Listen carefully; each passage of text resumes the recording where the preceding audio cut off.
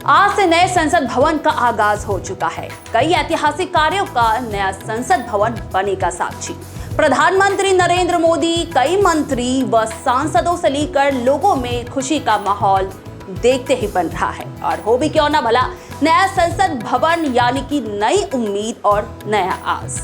लोग भी यही उम्मीद जता रहे हैं कि नया संसद भवन लोगों के जीवन में नए बदलाव लाएगा और देश प्रगति के मार्ग पर अग्रसर होगा। नमस्कार, मैं हूं पूनम आपके साथ। आप देख रहे हैं डिजिटल खबरीलाल। नमस्कार, मैं खबरीलाल रोहित फिलहाल मौजूद हूं हमारे देश के नए संसद भवन के पास। ये वो संसद भवन है जहां से अब हमारा देश नए रूप से चलने को तैयार है। जी हां, 28 मई 2023 को माननीय प्रधानमंत्री श्री नरेंद्र मोदी जी ने इस नए संसद भवन का उद्घाटन किया था और आज 17 सितंबर के दिन यहाँ पर पहली बार तिरंगा फहराया गया, जिसमें माननीय उप राज्यपाल श्री जगदीप धनखड़ जी शामिल हुए थे। इसके साथ साथ तमाम गणमान्य नेता और व्यक्तिगण मौजूद थे। याद रखें कि ठीक 19 सितंबर से हमारे इस नए संसद भवन का सत्र चालू होने वाला है। इस 19 सितंबर से चालू होने वाले 5 दिवसीय सत्र में पहली बार मोदी सरकार ने अपने सभी मंत्रियों और सांसदों को उपस्थित रहने के लिए अनिवार्य किया है और सभी के रोस्टर भी समाप्त कर दिए गए हैं। पहले हर सत्र के दौरान रोस्टर दिया जाता था मंत्रियों को 4-4 घंटे का, लेकिन इस बार सभी रोस्टर को समाप्त करते हुए पहली बार सभी मंत्रियों और सांसदों को पूरे 5 दिन तक माननीय प्रधानमंत्री ने एक साथ संसद भवन में मौजूद होने के लिए कहा है। ये 5 दिन क्या होंगे, किस कानून पे चर्चा होगी, क्या न्यू होगी, क्या सत्र का प्लान है, ये अभी तक दुविधा और सस्पेंस बरकरार है। पर इतना ज़रूर है कि ये 5 दिन पूरे देश के लिए अहम होने वाले हैं, क्योंकि इस 5 दिन में सभी सांसदों के साथ साथ सभी मंत्रीगण भी यहाँ पर नए संसद भवन में मौजूद रहेंगे। खबरीलाल रोहित, डिजिटल खबरीलाल के लिए नई दिल्ली संसद भवन से। नए संसद भवन के साथ साथ आज हम बातें करेंगे आपसे पुराने संसद भवन के बारे में भी, जो कि कई ऐतिहासिक पलों का गवाह रहा है। मगर उससे पहले चलिए आपको बताते हैं नए संसद भवन से जुड़ी कुछ खास बातें। नए संसद भवन का शिलान्यास तत्कालीन अध्यक्ष मीरा कुमार के नेतृत्व में गठित एक प्रस्ताव के मंजूरी के द्वारा शुरू किया गया था।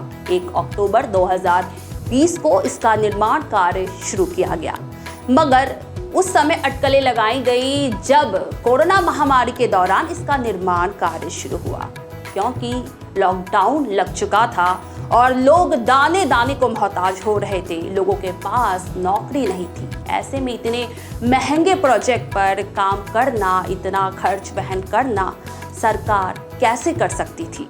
नए संसद भवन का निर्माण कार्य आर्किटेक्ट बिमल पटेल के नेतृत्व में किया गया। वहीं टाटा प्रोजेक्ट के अधीन ये बनाया गया और वहीं आपको ये भी बता दें कि सेंट्रल विस्टा प्रोजेक्ट के परियोजना का ये एक अहम हिस्सा रहा है। बता दें आपको कि यहाँ पे लोकसभा की सीटें कुल 888 है, वहीं राज्यसभा की सीटें 384 है, यानी कि कुल मिलाकर जनप्रतिनिधि सीटें 1272 है। ये संसद भवन का निर्माण 29 महीने में किया गया है, जिसकी लागत 834 करोड़ रुपए आई है। 64,500 वर्ग मीटर में बना नया संसद भवन 4 मंजिला है। इसमें 3 दरवाजे हैं। इन्हें ज्ञान द्वार, शक्ति द्वार और कर्म द्वार नाम दिया गया है। नया भवन पुराने भवन से 17,000 वर्ग मीटर बड़ा है। नए संसद भवन पर भूकंप का असर नहीं होगा। इसकी design HCP design planning and management private limited ने तैयार की है। नई बिल्डिंग की सबसे बड़ी विशेषता संविधान हॉल है। कहा जा रहा है कि इस हॉल में संविधान की कॉपी रखी जाएगी। चलिए अब आपको कुछ साल पीछे लिए चलते हैं, जब पुराने संसद भवन की नींव रखी गई थी। जी हाँ, 95 साल पहले सन 1927 में इसकी नींव रखी गई, जो कि अपने आप में एक लंबे इतिहास को दर्शाता है। सर एडविन लुटियंस और हर्बर्ट ने इसकी स्थापना की। योगिनी मंदिर के स्थापत्य शैली से इसका निर्माण कार्य किया गया था। 1921 में इस भवन की आधारशिला रखी गई थी। 6 साल बाद 18 जनवरी 1927 को इस भवन का उद्घाटन हुआ। ठीक 20 साल बाद 15 अगस्त 1947 की आधी रात को भारत के पहले प्रधानमंत्री जवाहरलाल नेहरू ने इसी संसद भवन में खड़े होकर अपना प्रसिद्ध भाषण दिया, जिसे ट्रायस्ट विद डेस्टिनी के नाम से जाना जाता है। जिस दिन 26 जनवरी 1950 को भारत ने स्वयं को गणतंत्र घोषित किया, उसी दिन से इस भवन ने स्वतंत्र भारत के संसद भवन के रूप में अपनी यात्रा शुरू की। तब से लेकर अब तक इस भवन में कई संसदीय सत्र आयोजित किए गए हैं। तब से लेकर राजनीतिक व संवैधानिक कई घटनाओं का गवाह बन चुका है ये संसद भवन। और उसके साथ ही आपको ये भी बता दें कि इसकी कहानियां भी काफ़ी रोचक रही है, क्योंकि जनहित को मद्देनजर रखते हुए इसी संसद भवन में कई विधेयक पारित किए गए। लेकिन आज़ाद भारत के समय में इसी संसद भवन में खून की धारा तब बही जब लोगों का दिल दहल उठा। जी हाँ, 13 दिसंबर 2001 वो दिन था जब लोग जो है वो अपने आप में इतने गमगीन हो उठे, जिससे ऐतिहासिक पे काला दिवस के तौर पर याद किया जाता है। जी हाँ, संसद भवन में लश्कर-ए-तैयबा और जैसे मोहम्मद जैसे आतंकवादी संगठन के 5 आतंकवादी घुस आए और यहाँ के कुल दिल्ली पुलिस अधिकारी और 9 लोगों को मौत के घाट उतार दिया, जिसमें कि 2 गार्ड भी शामिल हैं।